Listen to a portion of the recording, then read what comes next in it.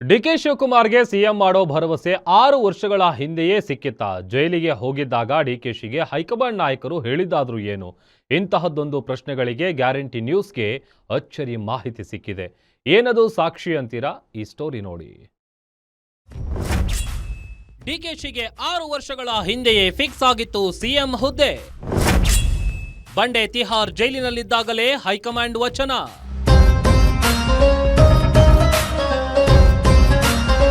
KPCC ಅಧ್ಯಕ್ಷ DK Shivakumar high command ಕೊಟ್ಟ ಟಾಸ್ಕ್ಗಳನ್ನು ನಿಭಾಯಿಸಲು ಹೋಗಿ ಜೈಲು ಪಾಲಾಗಿದ್ದನ್ನ ನಾವು ನೋಡಿದ್ದೇವೆ. 2020ರಲ್ಲಿ ಡಿಕೆಶಿ ಮನೆ ಮೇಲೆ ರೇಡ್ ಆಗಿ ಜೈಲಿಗೆ ಹೋದಾಗ ಡಿಕೆಶಿ ಆಸ್ಪತ್ರೆಯಲ್ಲಿ ಭಾರೀ ಅವಮಾನಕ್ಕೆ ಒಳಗಾಗಿದ್ರು. ಆಗ ಅಲ್ಲಿದ್ದ ಅಹಮದ್ ಪಟೇಲ್, ನಿನಗೆ ಮುಂದೆ ಅಧ್ಯಕ್ಷ ಪಟ್ಟ ಹಾಗೂ ಪಕ್ಷ ಅಧಿಕಾರಕ್ಕೆ ಬಂದ್ರೆ ನಿನಗೆ ಸಿಎಂ ಪಟ್ಟ ಕೊಡ್ತೇವೆ ಎಂಬ ಭರವಸೆ ಸಿಕ್ಕಿತ್ತಂತೆ. ಬಟ್ ಏನಂದ್ರೆ ಡಿಕೆ ಶಿವಕುಮಾರ್ ಅವರು ಸಿಎಂ ಆಗುವುದಕ್ಕೆ ಅಹಮದ್ ಪಟೇಲ್ ಅವರು ಇವತ್ತು ಇಲ್ಲ.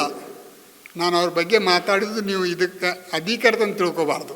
ಡಿಕೆ ಶಿವಕುಮಾರ್ ಅವರಿಗೆ ಆರೋಗ್ಯ ತಪಾಸಣೆ ಮಾಡೋಕ್ಕೆ ಬಂದು ಆ ಸಮಯದಲ್ಲಿ ನಾನು ಇಷ್ಟು ಕಷ್ಟಪಡ್ತಾ ಇದ್ದೇನೆ, ನನಗೆ ಪಕ್ಷದಲ್ಲಿ ಏನು ಅಂದಾಗ ಆವಾಗ ಅಹಮದ್ ಪಟೇಲ್ ಅವರಿಗೆ ಮತ್ತು ಸೋನಿಯಾ ಗಾಂಧಿ ಅವರಿಗೆ ಡಿ ಕೆ ಶಿವಕುಮಾರ್ ಮೇಲೆ ತುಂಬ ಅಂತಃಕರಣ ಬಂತು. ಯಾಕಂದರೆ ಅಹಮದ್ ಪಟೇಲ್ ಅವರಿಗೆ ಅವರು ಎಷ್ಟು ಕಷ್ಟಪಟ್ಟು ಗೆಲ್ಲಿಸಿದ್ರಲ್ಲ, ಆದ್ದರಿಂದ ಅವರು ಅಹಮದ್ ಪಟೇಲ್ ಅವರು ಡಿ ಕೆ ಶಿವಕುಮಾರ್ ಅವರಿಗೆ ತಮ್ಮ ಮಗನಂತೆ ಕಾಣ್ತಿದ್ರು.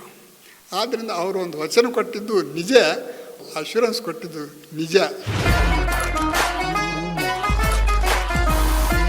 ಈಗ ರಾಜ್ಯದಲ್ಲಿ ನಾಯಕತ್ವ ವಿಚಾರ ಚರ್ಚೆ ಸಂದರ್ಭದಲ್ಲಿ ಅಹಮದ್ ಪಟೇಲ್ ಆಪ್ತ ಅಬ್ದುಲ್ ಕರೀಂ ಗ್ಯಾರಂಟಿ ನ್ಯೂಸ್ಗೆ ಹೇಳಿದ್ದಾರೆ.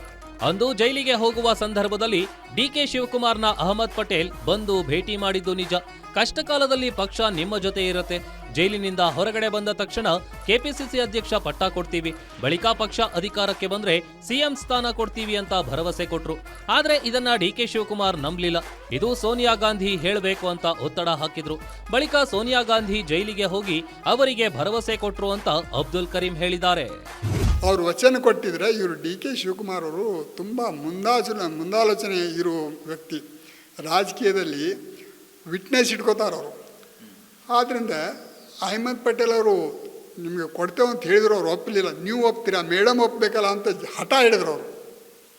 ಆಮೇಲೆ ಮೇಡಮ್ ಅವ್ರಿಗೆ ಅಹಮದ್ ಪಟೇಲ್ ಅವರು ಕಳಿಸಿದರು. ಮೇಡಮ್ ಅವರು ಬಂದು ಅದು ಒಪ್ಕೊಂಡು ಹೋಗಿದ್ದಾರೆ ಅವರು.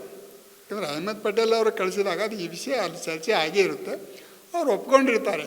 ಬಟ್ ಸೋನಿಯಾ ಗಾಂಧಿ ಅವರು ಪ್ರತಿ ಕ್ಷಣವೂ ಡಿ ಕೆ ಶಿವಕುಮಾರ್ ಅವರಿಗೆ ಸಿ ಎಂ ಮಾಡಬೇಕಂತ ಅವ್ರಿಗೆ ಮನಸ್ಸಿನಲ್ಲಿದೆ.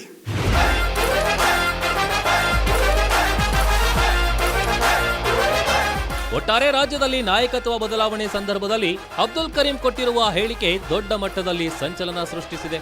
ಅಂದು ಭರವಸೆ ಕೊಟ್ಟಿರುವ ಅಹಮದ್ ಪಟೇಲ್ ಜೀವಂತವಾಗಿ ಇಲ್ಲದಿರೋದ್ರಿಂದ ಇದು ನಿಜವಾ ಸುಳ್ಳ ಅನ್ನೋದೇ ದೊಡ್ಡ ಯಕ್ಷ ಪ್ರಶ್ನೆಯಾಗಿದೆ. Guarantee news, political bureau, Bengaluru.